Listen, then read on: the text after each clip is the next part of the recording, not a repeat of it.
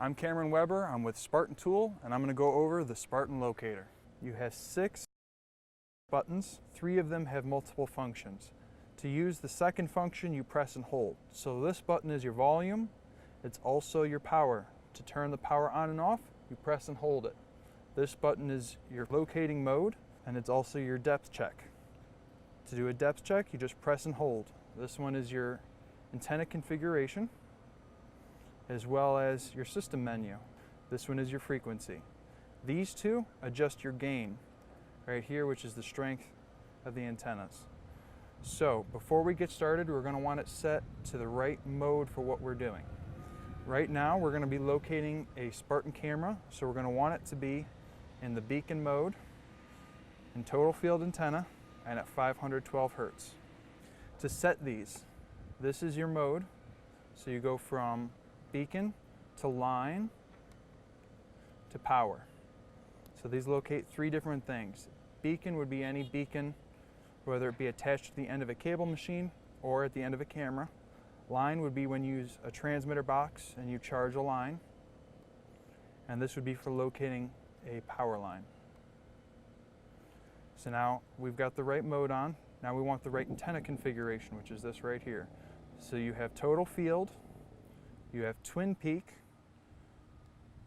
you have single peak, and you have null. With our Spartan Locator, all we're going to want it on is total field. It's going to make our life a lot easier. Now we have the frequency. Our Spartan Locators and most cameras are actually at 512 Hertz. Very rarely you can see other cameras, and you could switch that right here with your different frequencies.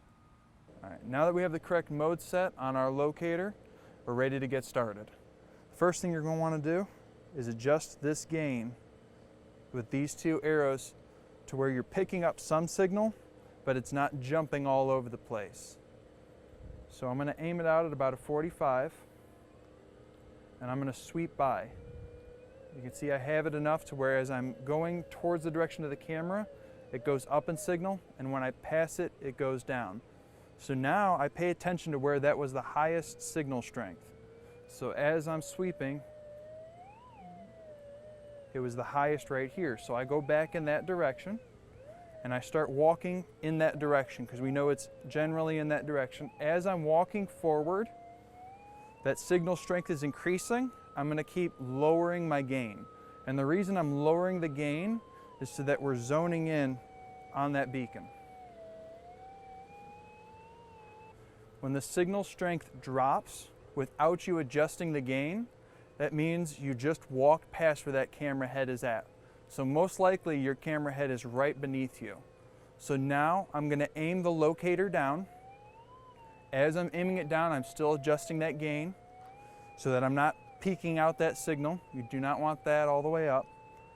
And then now I'm going to zone into which direction it is. So I like to do a little plus. So you aim a little back, and you keep going to wherever that signal strength is the strongest. So if it's stronger back, I'm going to keep moving back. So as I'm aiming back, it picks up, and then it starts dying. So now I know right here is where it was the strongest. Now from this direction, I'm going to go left. It's going down, so it's not to the left. And then I'm going to go to the right.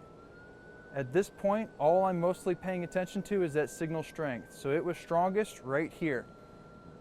So it goes down if I aim forward, it goes down if I aim back, it goes down if I aim to the left, and goes down if I aim it to the right. So my camera head, I know, is generally right beneath this locator.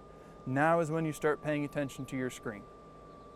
Okay, now that we found the strongest signal strength, we're going to pay attention to this screen. We also want to make sure our locator is aiming directly down. So you see a circle with 2 arrows. Those 2 arrows are telling me to rotate this whole locator till it is perpendicular to the camera head. So I know that camera head is facing this direction or the other direction because it lined me up that way. Then we're going to follow that arrow, and it's going to line us up directly to where the camera head is located. So the camera head, when I've got that diamond, is directly beneath my locator. Once I know that that's that, to get the accurate depth reading, we're just going to slowly bring this down and line it up and tap it right to the ground. So I know that my pipe is 4 foot and 10 inches away from the top of this ground. Now that we've found where our camera head is located, if we want to double check where it's located, we can find what's called the null point. There's one directly in front of the camera and one directly behind. So to do that, we have to know the general idea that the camera is going this direction, and then we're going to lift up our locator, take it off of that location, and then we're going to follow it. You'll see the arrows pointing me back, and then now it's switched to null point location mode. So you don't see that circle, you just see these arrows. So now we follow those arrows. So they're pointing a little down and to the right. So now I just keep going to the right.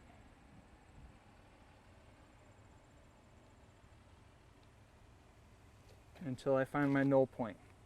So the reason we would ever locate the null points is so that we can line up and find the direct spot where our camera head is and to double check.